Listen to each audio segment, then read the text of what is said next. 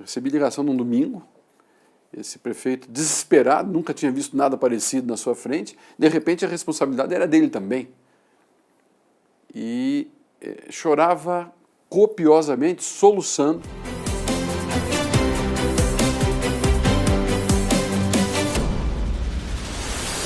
Meu nome é Carlos Alberto Gebrim Preto, sou médico, mais conhecido por Beto Preto, e durante a pandemia eu fui secretário de Estado da Saúde do Paraná. Estas são histórias não contadas da pandemia. Nós tínhamos historicamente 1.200 leitos de UTI adulto no Paraná, contratados via SUS, e outros 1.200 particulares, privados, que continuaram trabalhando planos de saúde e pessoas pagantes. Nós abrimos outros 2.000 leitos. Então a rede SUS veio de 1.200 para 3.200 leitos. SUS, unidade de terapia intensiva em todo o Paraná. Chegou num momento que não tinha mais como ampliar. E a pressão por mais leitos, porque as pessoas adoeceram e aquela variante do segundo trimestre de 2021 foi muito forte. Inicialmente, um grupo de médicos até nos procurou aqui para transformar a Arena do Atlético numa grande UTI, levando tomógrafo lá para dentro. Não, nós temos um parque instalado no Paraná muito bom. E esse parque instalado de hospitais foi muito parceiro, desde os hospitais privados, os hospitais filantrópicos e também dos próprios hospitais públicos. Todos abriram mais leitos. É importante frisar que para isso acontecer, nós tivemos que tomar decisões. Não vamos fazer hospitais de campanha, isso foi determinante desde o início. Colocamos hospitais públicos que estavam em obras para adiantar as obras e funcionar exclusivamente para o Covid, como foi em Telêmaco Borba, Ivaiporã e Guarapuava.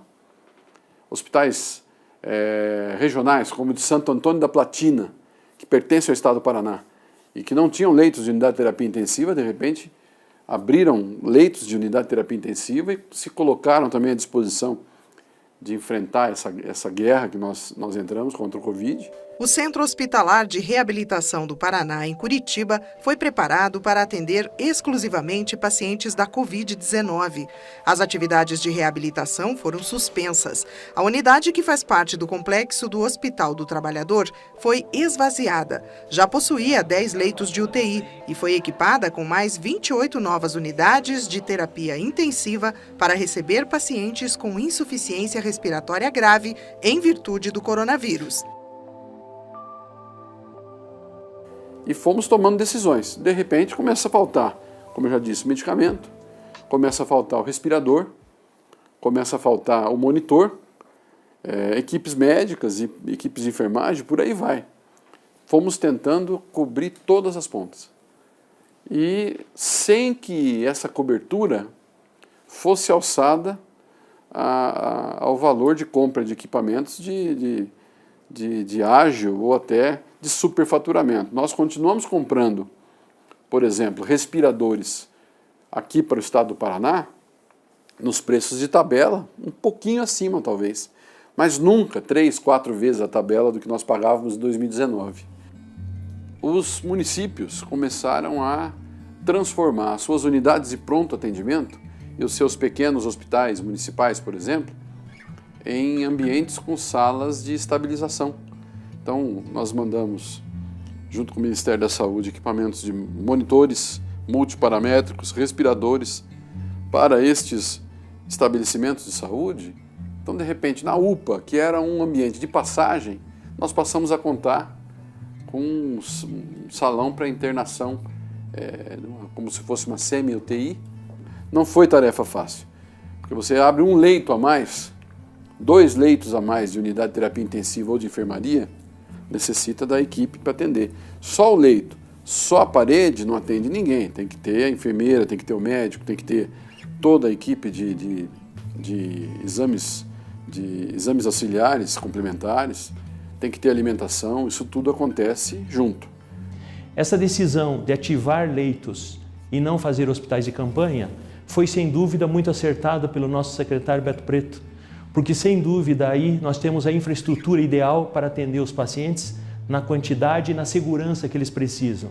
Por decisão do nosso governador, do nosso secretário, e com o apoio dele, nós tivemos equipamentos na quantidade e na qualidade necessária, tivemos todos os insumos que eram necessários para o atendimento e tivemos o número de profissionais também na quantidade e qualidade que era necessário. Então veja, 3.200 leitos de UTI adulto, toque de recolher para diminuir acidente e politrauma que utilizava o leito, tanto na ortopedia quanto na neurologia ou neurocirurgia. Os leitos colocados à disposição nas UPAs, 700, 800. Só no Sistema Único de Saúde nós beiramos 4.000 leitos de cuidados intensivos, sem falar no ambiente paralelo de leitos destinados aos convênios e aos pacientes em caráter privado. E nós tínhamos quase, entre pacientes particulares e SUS, 5.000 pessoas entubadas no Paraná, no mês de maio ou junho de 2021.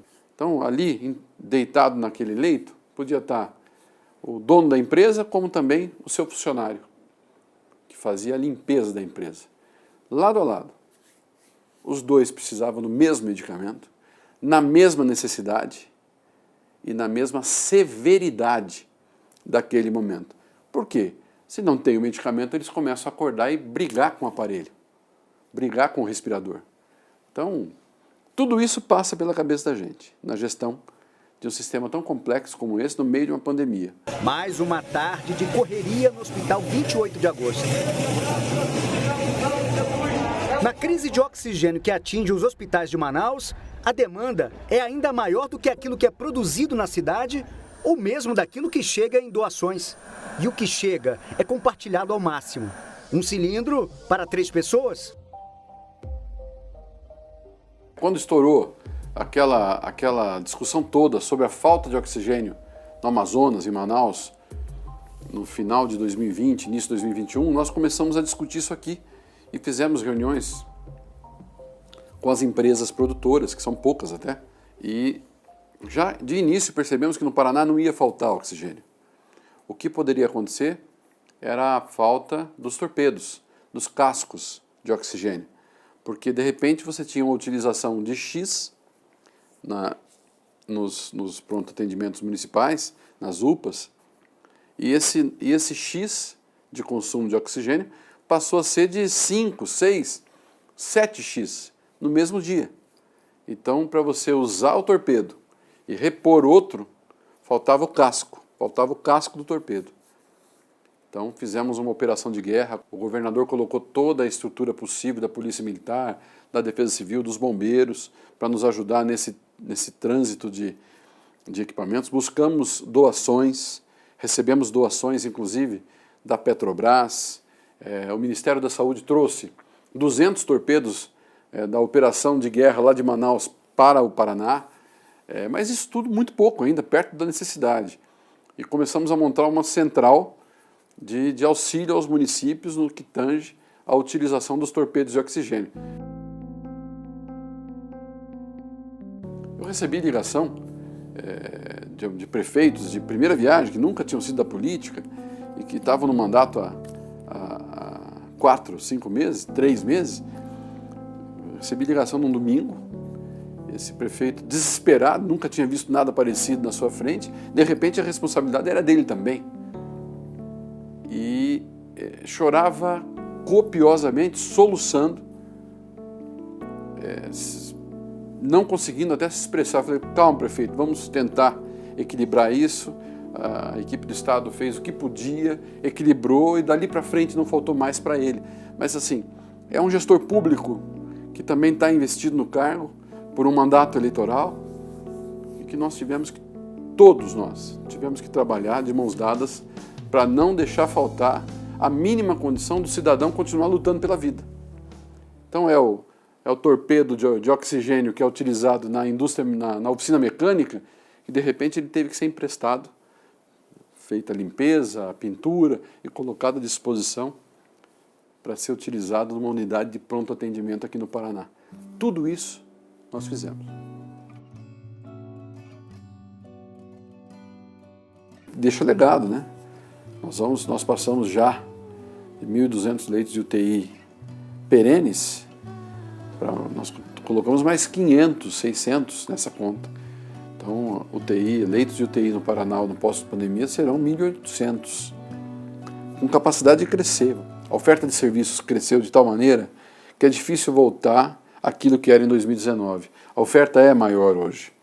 Então, nós vamos ter que nos adequar a fazer com que essa oferta realmente continue existindo e o legado de um parque de máquinas muito melhor do que nós encontramos.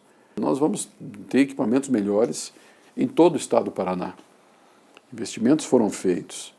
Demonstrou-se a necessidade de que a saúde é necessária para gerar emprego, para mobilizar o agro, as pessoas têm que estar bem de saúde. Tudo isso faz parte do processo de construção do cotidiano. Então, nós vamos ter uma valorização maior da saúde nos próximos anos e, por isso, a necessidade de continuar fazendo com que o Sistema Único de Saúde seja construído e não sabotado. Tem que ter investimento, tem que ter construção de um orçamento cada vez melhor e a ampliação de serviços. No Paraná, uma das nossas propostas em 2018, nós colocamos em prática, que foi a regionalização do serviço de saúde. Ainda não acabou esse processo, é um processo para 10 anos, 12 anos.